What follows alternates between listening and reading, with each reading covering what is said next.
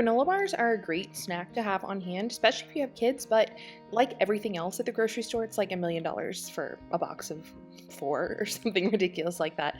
I don't know, that just the price of groceries just keeps going up. And there are things that you can make at home that don't take a ton of time, they don't take a ton of skill or talent, and you can buy the ingredients in bulk and actually save a lot of money.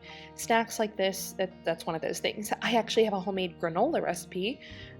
Same story, it's a lot cheaper. So let's talk about these granola bars. So I'm using sourdough starter as the binding agent for these granola bars. Now here in this video, I'm just making a small batch of 12, but I got a lot of kids, so when I make them for us, I double or triple the batch, and then I have snacks for a week. You can see my sourdough starter is nice and bubbly here. So this is a no-bake recipe. Like I said, very easy. The only thing you have to do is mix up your liquid ingredients for the sticky, chewy granola bar mixture on the stovetop and kind of bring that to a boil. It'll look like this, kind of like caramel almost.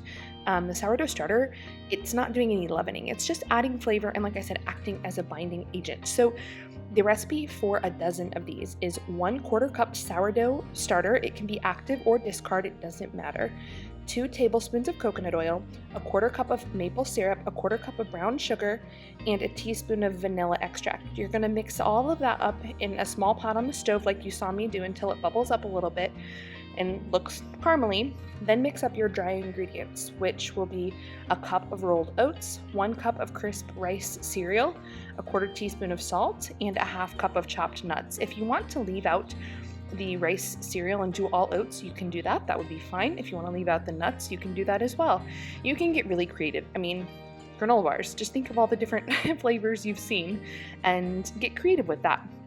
So once you mix your dry ingredients in a bowl, just pour the hot, granola chewy mixture into that and mix it all up. Now, I like to add chocolate chips to mine. If you add chocolate chips when you're pouring in the hot mixture, they will melt. We actually like it like that. It's like really gooey and melty chocolate granola bars. But if you want your granola bars to be very pretty and the chocolate chips to hold their shape and sit on top, then don't pour them in and stir them.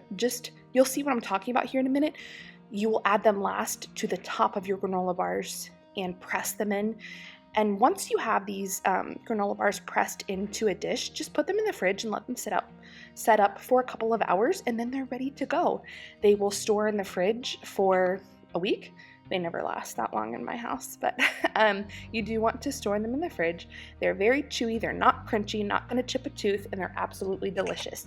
The full recipe will be linked in the description, along with the link to my blog post with all of the details and frequently asked questions.